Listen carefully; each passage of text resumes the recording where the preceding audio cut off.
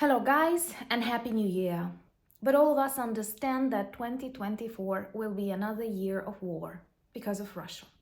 But we also understand that in 2024 Russia will be more often on fire because war always returns home.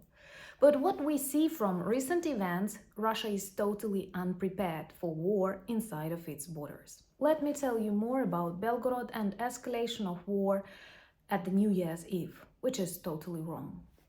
My name is Anna and I vlog daily from Ukraine since the start of the brutal Russian invasion. So if you're new to the channel, please subscribe and help us fight. Informational warfare is very real and we have to stay united.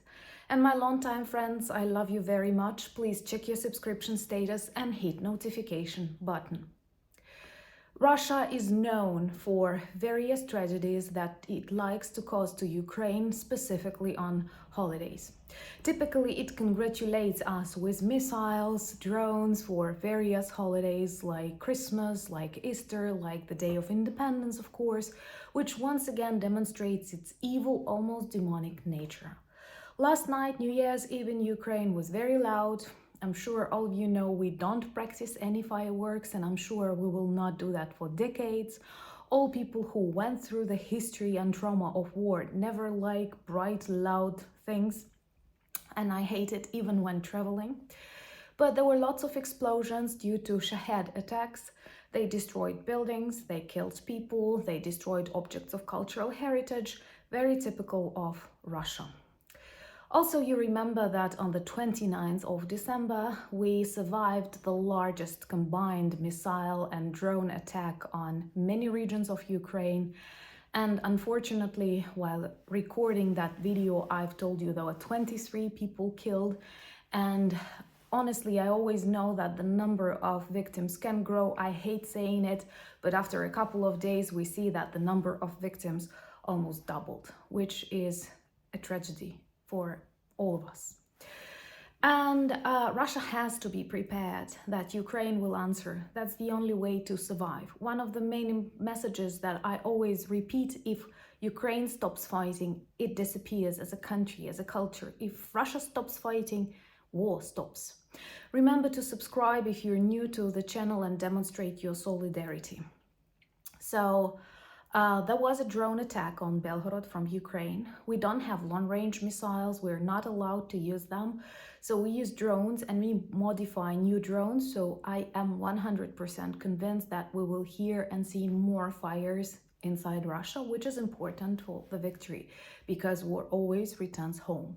But in the result of unprofessional Russian air defense system work, and they said it officially, even in Russia that is always lying, they had to admit that victims among the civilians in Belgorod, which is bordering with Ukraine, are the result of unprofessional work of air defense systems. Why is it so? Well, first of all, air defense is not that simple. And in Ukraine, we also have some damages and people can get hurt with debris because, well, it's not safe. It is still something falling from the sky on you. War, you know, is a very dangerous thing and very evil thing that comes from Russia, and it has to return there. So Ukraine has modern air defense systems. Thank you so much, our friends and allies, for saving thousands of Ukrainian lives. And Russia has outdated like S-300. They were built back in Soviet times. They are not ready to work with drones. And they are really clumsy, if it's possible to say so. Why? Because they did not invest in air defense systems. They were investing in attack weapons. They imagined they will erase my country in 3 days, but now we see more and more Russian military objects are destroyed. So trying to stop a massive attack of Ukrainian drones, they failed, and in the result of this unprofessional work, people died. I have an advice to people in Russia. Fight against your regime, fight against war in Ukraine, and peace will come back to you. There were a number of announcements advising people to evacuate from that regions that border with Ukrainian front lines, and hopefully they will listen to that. Because we do have to protect ourselves, and it cannot be like some of our advisors say, so you just try to stop all the missiles that travel to Ukraine and you never answer. Then, in a couple of months or years, we will simply die out. We have to do something, and only by actions we can win this war. So, an advice to those Russians who don't like what is happening inside their country: well, start talking, start uniting, start protesting, start making some movements, and I'm sure all world will help you. Because it's not okay to have Putin as your leader and to like when Ukrainians are killed and then to dislike when something similar happens to you. This is simply unjust. Of course, this night was also really hot, and we observed some very active attacks on Kharkiv region, which actually borders with Belgorod. And the huge and very beautiful hotel was destroyed in the center of Kharkiv. And actually, I don't want people to forget about what happens in Ukraine daily when they start discussing failures of Russian air defense. Russia is a state that now terrorizes the world, threatening capitals with nuclear strikes, threatening the world. And what is also worse, they have huge supplies of Shahed drones and missiles. They have switched their production of even ordinary things into military production, and now their economy is totally war economy. And they are preparing for a larger war, not just with Ukraine. So I hope the time when our allies are confident and will give us long-range missile to hit Russia where it is needed will come soon.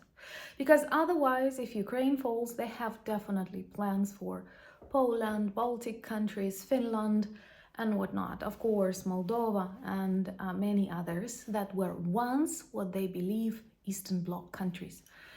Oh, I hate these terms, but we have to stay united, and sacrificing Ukrainian infrastructure, Ukrainian lands, Ukrainian dams, Ukrainian lives, we have to stop them here. And to stop them here means not to freeze the conflict, not to start negotiations, not to think on how to return to the old normal, because it is impossible.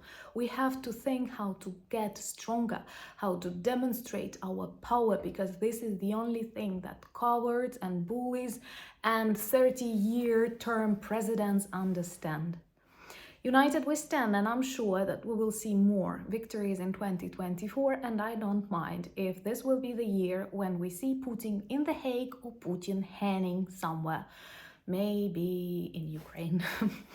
Anyway, thank you so much for your kind wishes. Thank you so much for your support. I'm honored and blessed to have our community in my life. And I wish all of you a kinder, stronger, healthier, happier 2024. But we have to be brave and strong. This is the only way to survive and win in this war. Thank you so much for buying me coffees and becoming my patrons and helping more videos to come. Thank you for all the advice that you give and for pushing me to write a book. That is my New Year resolution. Remember to subscribe to my Instagram, Threads, and Twitter. And also we have a beautiful merch shop where we have lots of items that work as good conversation starters about Ukraine and are simply beautiful. All the links that you might need are in the description of this video. But most importantly, let's stay together in 2024 and we will see our victory, because good always prevails over evil. And tell me, don't you want to see Putin dead? Okay, thank you once again, and Slava Ukraini!